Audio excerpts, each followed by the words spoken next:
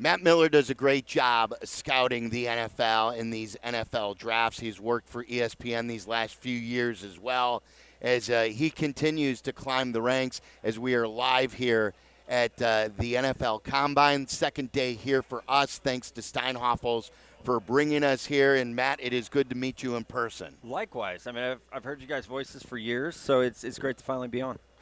So we're Bear-centric, as you know, Chicago. Yeah. And we hope to not be back ever at the Combine. Not because I do love this event and I love networking. You don't like spicy shrimp cocktail? Yeah. We do. I mean, we took a break from that this year. Yeah, okay. We went to Prime. But I'm tired of coming here with hopes and dreams of a high draft pick. I'd rather have a deep run in the postseason and us never hyping up the draft and not broadcasting from here. We'd rather broadcast from the playoffs. So we want the Bears to get it right at 10, and then with their 2 second-round picks, what should we look for at number 10? Yeah, I think everyone knows very well where the Bears' needs are. It's the trenches on offense and defense. Now, taking a guard or a center at 10, maybe not the best return on investment, but it is a huge need. And I think before free agency, has to at least be in the conversation, especially where the talent in this draft lines up, right? Like there's not that can't miss wide receiver, you got to draft at 10. You know, that's not there this year. Same with the cornerback position. That's not there. So I think the Bears' needs in the trenches on offense and defense, they line up well at 10. But the great news is the Bears have 3 picks in the top 50. You know, so that this is a draft where you can get 3 impact rookie starters, and it might be 2 offensive linemen, 1 defensive lineman. Impact rookies. Yeah, absolutely. You know, I look at what Kansas City did. They got Creed Humphrey and Trey Smith, 1 draft. Completely changed their interior of their offensive line in 1 draft. Now, a Trey Smith isn't going to fall to the 7th round this year like he did that year, but you can do it, and I think you can find those high-impact players. Do you think there's a path for them that maybe they spend some of their free agency cash on the offensive side of the ball, whether it's with Dahlman at center and with Trey Smith, who is likely going to be available as well, and then maybe use the 10th pick on somebody on the other side of the ball in the trenches? Like, can you find more value at 10 possibly on the defensive line versus the offensive line? I think absolutely, and that would be the way I would sketch it out. You know, if I'm designing a dream Bears offseason, it's Trey Smith, it's Drew Dahlman, spend some of that money, and then at 10, it's best player available on the defensive line. Which, right. I mean, we could be talking about Mason Graham, who's the number 1 D tackle in the class. He could realistically be there at 10 if we see a couple quarterbacks go in the top 10. If we see, a couple linemen go in the top 10, he could realistically be there. Walter Nolen from Ole Miss is a fantastic 3 technique. He could give you some of that pass rush ability. Is it a little bit of a reach? Probably, but again, this isn't a draft class where you've got a ton of blue chip players. There's 4 or 5 blue chip guys. They're going to come off the board pretty quickly. I think the good news is at 10, if you wanted to go defensive line, I mean, they could add another edge rusher. Right. We could still be talking. Jalen Walker from Georgia could be there. Michael Williams from Georgia. Mike Green from Marshall. There's going to be a lot of defensive ends that could potentially be there at 10 that they're going to give you, I think, higher maybe day 1 impact, but also it's at a bigger positional value to where you would feel better about spending a number 10 pick on it. It's not a great year for offensive tackles, is it, especially up high? There is a drop-off. And I think the thing with the tackles is, Will Campbell, LSU, he's going to come in with probably under 33-inch arm length. That traditionally means you're a guard. Kicks you inside. Kelvin Banks, he had that rough game against Georgia, which here's my thing about Kelvin Banks. He had 1 rough game in 3 years. The problem is we all watched it, right. And so it's that he gave up 1 sack each of the last 3 years. He gave up a pressure percentage of 0.3% over the past 3 years. He's the best in college football, but now he got handled a couple reps against Georgia, and that's all anyone remembers. The other guys are all right tackles, which you have Darnell Wright, who was drafted at 10 right. to be a right tackle. So, it's guys like Armand Membu from Missouri. He's going to stay on the right side. It's Tyler Booker from Alabama, who I think is a guard. That's where he played 1 game at tackle. He's going to be a guard in the NFL. But there's not that Joe Alt this year right. that you're saying, hey, I like Braxton Jones, and you've gotten really good return on investment. I mean, he's making nothing, and he's playing above replacement level at left tackle. There's not a guy out there where you would say, well, let's draft that left tackle and maybe we move Braxton to guard for a year before he's a free agent. Right. I don't know that player guy's not exists. there. Yeah. Well, we're talking to Matt Miller. It's Waddle and Sylvie on ESPN 1000. Well, you mentioned Mason Graham. We talked about him at the end of the show yesterday. And you mentioned blue chip players. A, do you consider him a blue chip player? And you say you do see a scenario where he could fall to the Bears. If not, or if he's on the board at 7, there's a discussion we had. Ryan Poles gets itchy and he's aggressive, and he was thinking about trading up for Rome even last year. Yep. Would it be wise to trade up for a player like him? He is a blue chip player. He's my number 3 overall player in the class. If he's there at 7, and in this draft where there's not great quarterbacks, there's not great receivers, there's not great left tackles, your cost to go from 10 to 7 isn't going to be much. I would be on board with it to get a blue chip player at a premium position.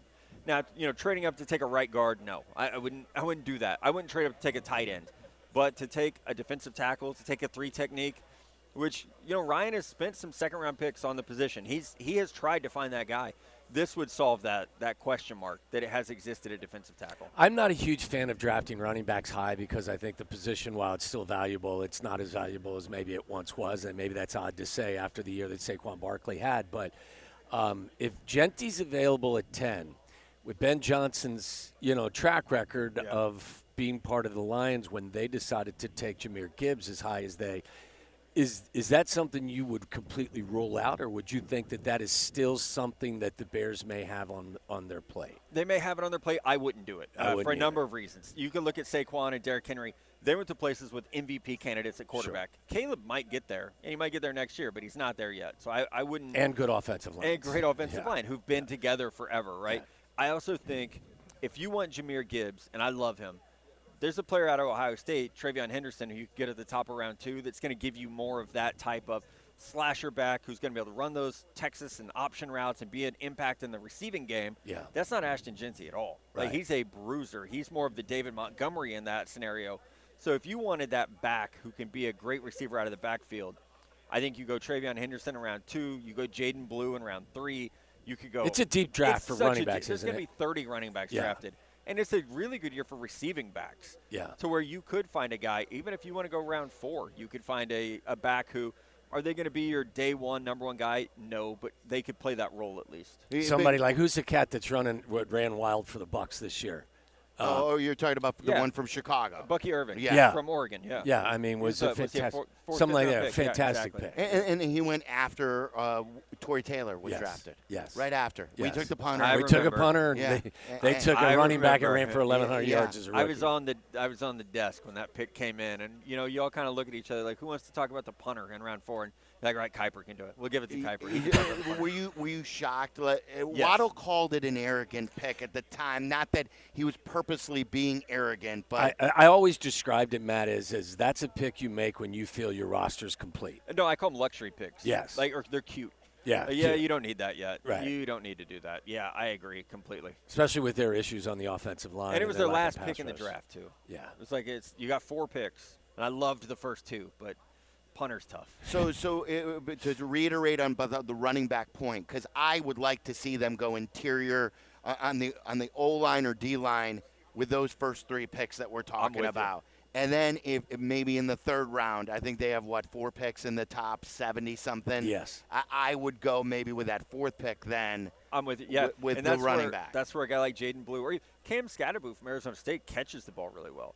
Now, he's not that, shifty athlete like Jahmyr Gibbs is, but he catches the ball well. He's probably going to be a 3rd or 4th round pick. So it's just an exceptional value at that position this year. Tyler Warren is not the second coming of Brock Bowers, is he?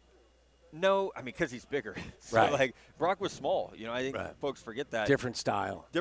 Tyler Warren's really, really good. I love him.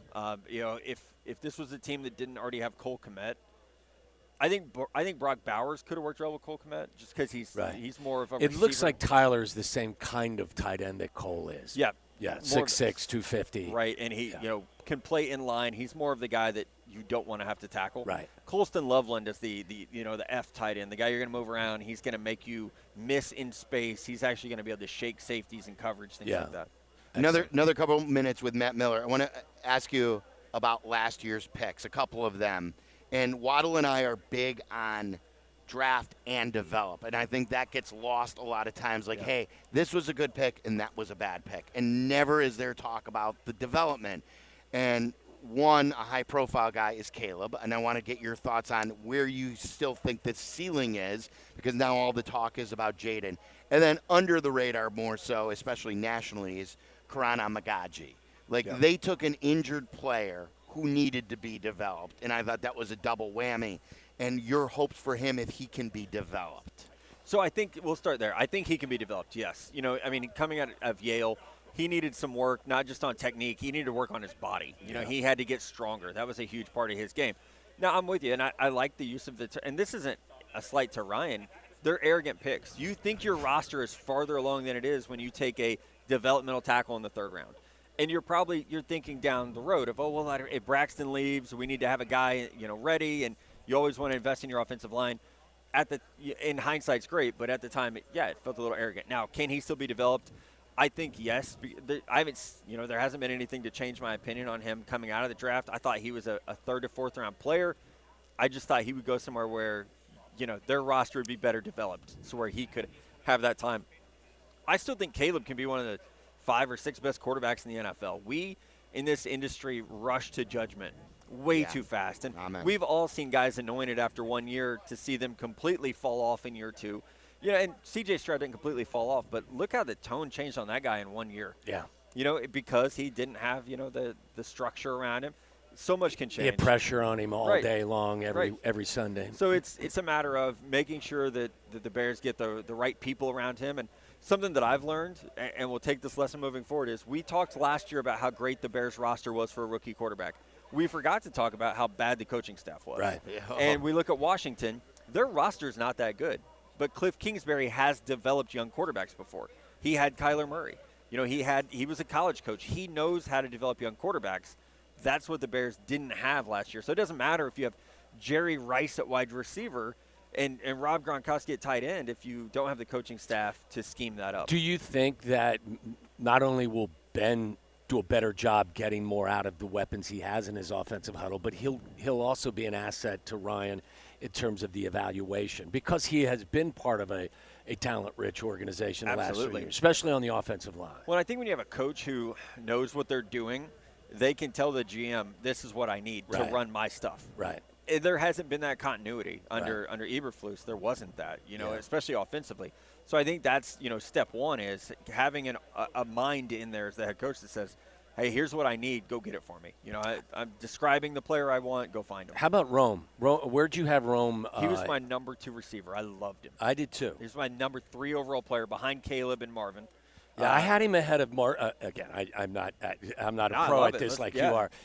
I had him ahead of Malik Neighbors. I thought Malik Neighbors was much more explosive with the ball in his hands, but I thought Rome was the better pure receiver. Yeah, and my big thing is I like football players, and Malik had a great year. Rome is the type of worker. Yeah. He's tough as hell. The story about him, fracturing his rib in Arizona and having to drive home to Washington so he didn't miss practice with broken ribs. I love that in players, and he was super productive. Yeah. I can't wait to see him in Ben's offense because Amon-Ra St. Brown. Rome can be a bigger, stronger version of that. Yeah, and a bigger home run. He's faster than, Yep. And just overall more physical. Yeah.